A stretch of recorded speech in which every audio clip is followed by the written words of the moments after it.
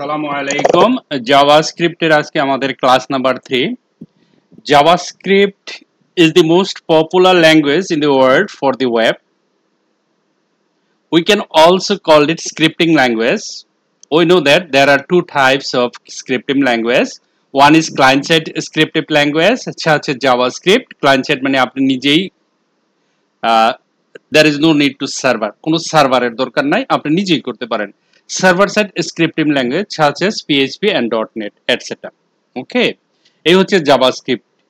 ওকে, JavaScript আমরা যদি দাঁড়ান, জাভাস্ক্রিপ্ট এ হচ্ছে সার্ভার সাইড, পিএসপি মাইএসকিউএল এগুলি সার্ভারে রান করতে হয়, তাই না? ওয়েব পেজ লাগে, ইমেজ লাগে, জাভাস্ক্রিপ্ট লাগে, HTML CSS JavaScript and other client language. এটা আপনি মনে করেন ক্লায়েন্ট সাইড আর এটা সার্ভার সাইড, ঠিক আছে? জাভাস্ক্রিপ্ট আমরা এইখানে রান করতে পারি, সার্ভারের দরকার পড়ে না। ওকে, তো আমাদের মোস্ট ইম্পর্টেন্ট তিনটা জিনিস, যেটা এইচটিএমএল সিএসএস জাভাস্ক্রিপ্ট জানতে হবে যদি আমরা কোনো সফটওয়্যার বানাই বা ডাইনামিক ওয়েবসাইট বানাই। ওকে, জাভাস্ক্রিপ্টের লাইব্রেরি হচ্ছে jQuery মোস্ট ইম্পর্টেন্ট, তারপরে রিঅ্যাক্ট আন্ডারস্কোর d3.js, তারপরে glimmer.js etcetera. Uses of JavaScript use করে আমরা কি করতে পারি? ওয়েব ডেভেলপমেন্ট করতে পারি, অ্যাপস ডেভেলপমেন্ট করতে পারি, সফটওয়্যার ডেভেলপমেন্ট করতে পারি, গেম ডেভেলপমেন্ট করতে পারি, ঠিক আছে?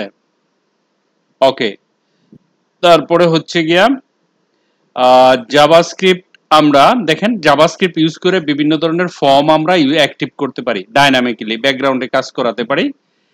দুই ধরনের জাভাস্ক্রিপ্ট, একটা হলো ইন পেজ এইচটিএমএল এর ভিতরে জাভাস্ক্রিপ্ট লিখতে পারি, আবার এক্সটার্নাল ভাবে আমরা লিখতে পারি।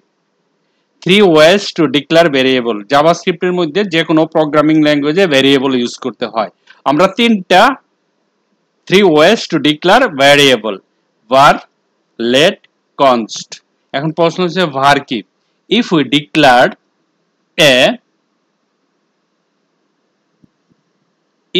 declared a variable from var, then we can also declare it again with the same name, and if we want to reassign its value, then we can do that too. Okay, then if we let, what is let? If we declare a variable with let, then we can't declare it again with the same name, but can reassign its value. তারপর আসতেছে আপনার const, const, and if we declare variable with const, then we can neither declare it again nor can reassign its values. Okay, এখন প্রশ্ন হচ্ছে variable আমরা same name, একই নামে বারবার ইউজ করতে পারি। লেটে একই নামে বারবার ইউজ করা যাবে না, বাট ভ্যালু অ্যাসাইন করা যাবে।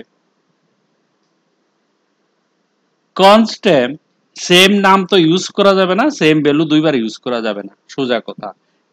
এদেরকে বলে কিওয়ার্ড। জাভাস্ক্রিপ্টে তিনটাই কিওয়ার্ড আছে, একটা হচ্ছে var, একটা হচ্ছে let, একটা const। আমরা সবচেয়ে বেশি ইউজ করব let and const, varটা পুরানো। ওকে, here we will study 5 types of operators.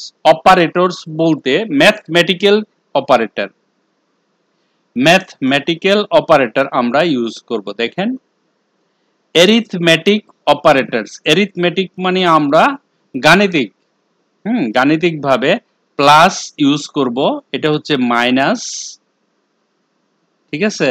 Plus, minus, তারপরে division, multiplication, plus plus, minus minus মানে ইনক্রিমেন্ট, ডিক্রিমেন্ট এটসেট্রা। এটা হচ্ছে অ্যারিথমেটিক্যালের এই চিহ্নগুলি আপনাদের জানা থাকতে হবে।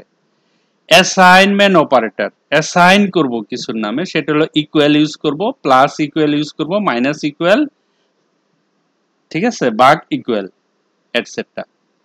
কম্পেয়ার করা, কম্পারিজন, এটার তুলনা এটা, এটার তুলনা এটা, তুলনা করা দুইটা জিনিসের সাথে। Less than, greater than, less than equal, greater than equal, equal equal etcetera. Logical operator, logical operator হচ্ছে কি আপনার যুক্তি দিয়ে যে অপারেটরগুলো ইউজ করা হয় সেটা হচ্ছে লজিক্যাল অপারেটর।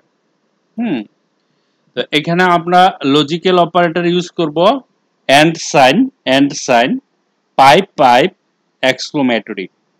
কন্ডিশনাল অপারেটর হচ্ছে অর এন্ড নর এগুলি। ঠিক আছে, তো আমরা শুরু করব সেটা হচ্ছে